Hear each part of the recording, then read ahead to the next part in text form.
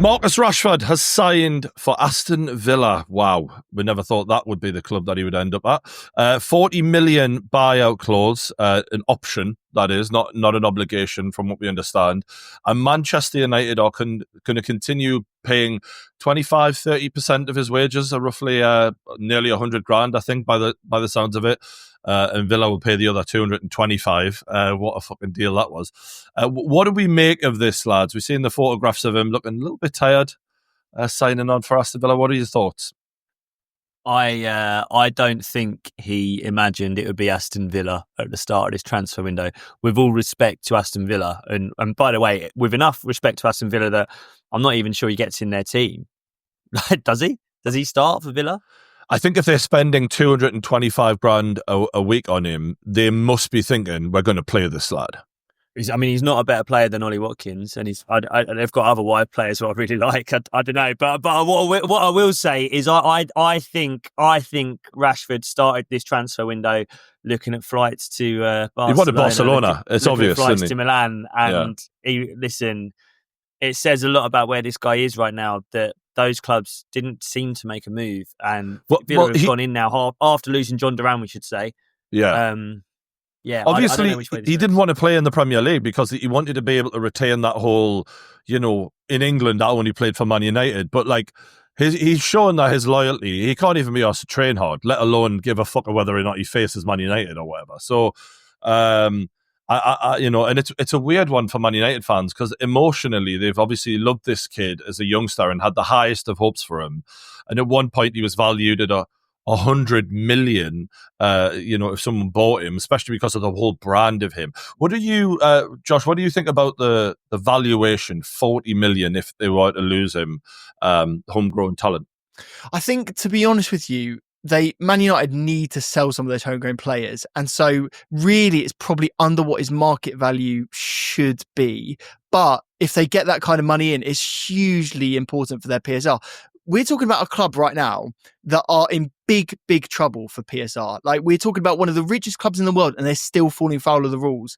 They're talking about selling, Garnacho. I think if you ask a Man United fan, would they rather keep Rashford or Garnacho? I think that would be one of the most easy decisions they possibly could make. And that really shows you how far Rashford's stock has fallen. I think if they do get 40 million quid, they'll take it. But let's be honest, as you say, £100 million offers are on the table. PSG, I remember, what was that? 60, 70 million. I think there was a concrete offer on the table from them as well. I think they will have regretted doing that. And actually, I think if Rashford had taken that move, his career might have gone a very different way. I think he would have been a lot more successful over there in France. Craig, do you think that Rashford will be successful moving forward? Do you think this will be a motivated version of him trying to prove Amorim wrong for the way Amorim's basically told everyone, look, the kid isn't even worth putting on the pitch? I think at the beginning, I'm expecting him to hit the ground running for that reason. I think the Amorim thing will be the main motivation for him. Really, obviously, it should just be the fact that he wants to get his career back on track. But you know what footballers are like. When a manager comes at you that emphatically in front of everyone, you're going to have that will to try and prove them wrong. Will he be a success in the long term? It's hard to say because I feel like Unai Emery's a no-nonsense manager. That's one thing I've noticed about Unai Emery. He knows how to win. He's won trophies throughout his career. Maybe not the biggest honours, but he's still an accomplished manager. He's done very well at Aston Villa. He's got a lot of players that maybe when he came in wasn't necessarily rated that highly and got the best out of them. And I'm looking at his competition in the team on the flanks and what is it? Like Leon Bailey? Who else have they got there on the flanks? There's Leon Bailey. John McGinn plays wide. John McGinn plays wide sometimes. Jacob Ramsey. Morgan Rogers can play off the flank and he's not a better player than Morgan Rogers. He's not. But other than Morgan Rogers, I'm looking at Jacob Ramsey, Leon Bailey. Rashford can, if he turns it on, and he's training hard, which I believe Unai Emery will get the most out of him. And they've obviously had that conversation. I could see him doing well. I don't know if he'll pull up trees. But even speaking of the PSR thing, just quickly, like what Josh said, the thing I don't understand about Aston Villa is when Dolet released those wages to revenue ratios, Aston Villa was something like 92 to 94% wages to revenue. And how are they doing that? That's insanity. Like, how sustainable is that? And if adding Rashford on, who's 220 grand a week, you just said, worth of wages, they're still paying for him. How are they getting away with this? Well, it might be that they're getting ready to move. I don't know when this is going to come out, so I don't want to. But it might be that they then move someone else out, like a Watkins. I don't know. But it would make sense, right? That is a lot of wages. High, even if they get that one player off the books. To be fair, what they do, Craig, really, really well is they offload all of their young talent. They have, to be fair to Aston Villa, they've got a very, very good academy. And if you look at some of those youngsters that they've offloaded, they've made a decent amount of money for it. And again, it's pure profit, mate. So yeah, with Rashford, lads, he is still technically the best goals per game ratio at Manchester United this season, Mad. So the guy still has quality, right? Well, I don't think any of us are debating if he's got any talent. It's his mind that we're debating. But if he does go and he smashes it, which is actually possible, right? Does that not, with Amorim really struggling since coming into Manchester United, we'll get on to them in a minute, but he's already got the fans questioning him, right? Going, we're just, we're not going to completely write you off because the squad is shit, but we're not sure about you because you're not making anything better by the looks of it. If Rashford then goes elsewhere and absolutely destroys, naturally the fans will probably look at him and go, well, why couldn't you get that out of Rashford? Do you not think that'll be a further damning impact on Amorim's career at Man United? I think what we're seeing is that United as a club are really heavily investing in Amorim, right? They're investing in his way, his decisions in terms of squad building. They're buying wing backs now. They're going into this sort of 3-5, 3-5, whatever. I'm so keen to feel what the vibe's going to be at Man United come the summer. Because let's be honest, I don't think they're going to finish in a Champions League place. I think even a Europa League place, it's a long way to get there, right? Who, Man United? Man United. Man United are closer to relegation than they are to the Champions League. You fucker. I'm saying best case scenario if they go on and run, where it's. Which is nowhere to be seen. There's no chance of that. No. They're not getting European football. No, definitely not. And then if Rashford goes elsewhere and performs, then you get to the summer and then he's going to want a lot of money to rebuild that squad again. We mentioned Gyökeres earlier. I could imagine that being a little Sporting Lisbon reunion where they move for him. Fair. And try and fucking hide Højlund and the other strikers they spent all the money on down the back of the sofa.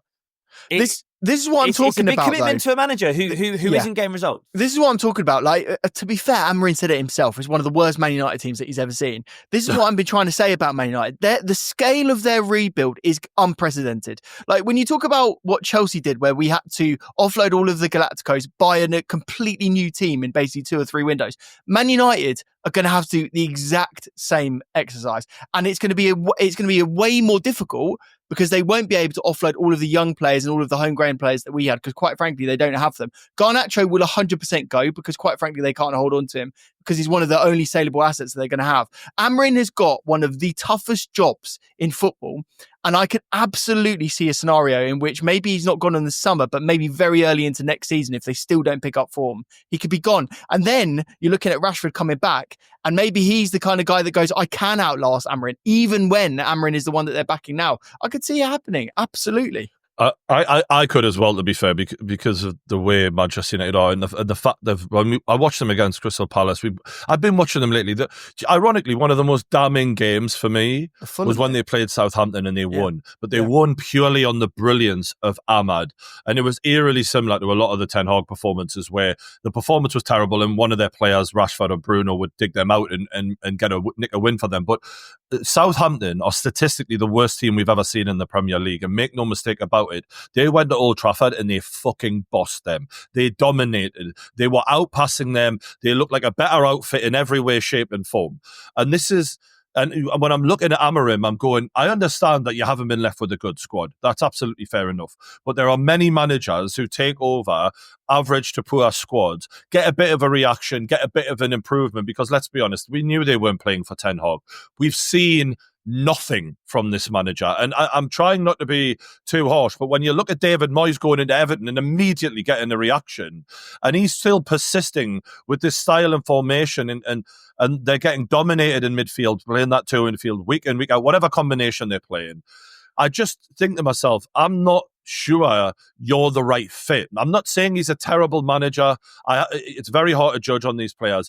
but you're not making them any better. And in fact, they look worse since he's come in. The Kobbie Mainoo thing was weird, wasn't it? Like starting Kobbie Mainoo, he looked good for 15 minutes and then just absolutely was anonymous. Well, can I talk to you about what he said about Mainoo? Because I worry about how honest this manager is, right? We've seen the comments from Amorim. I like honesty in managers generally, but sometimes it can be too honest, and that's when you expose yourself as a manager. When you say this is the worst Manchester United side of all time, who is that helping? What is that doing for your team? It's frustration, it's victim mentality, and I worry about that. And when you say we're moving Kobbie Mainoo to a number 10 because he can't defend, right? He said that openly. He can't defend in the midfield. This lad was playing as a number 6 for England, not long ago, because of his ability to do just that. So, I'm confused.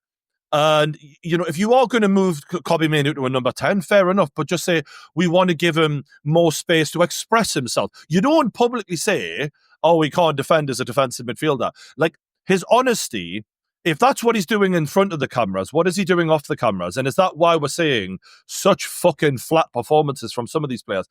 Because psychologically, you've got to get in the heads of your team and you've got to invigorate them. You've got to make them feel better.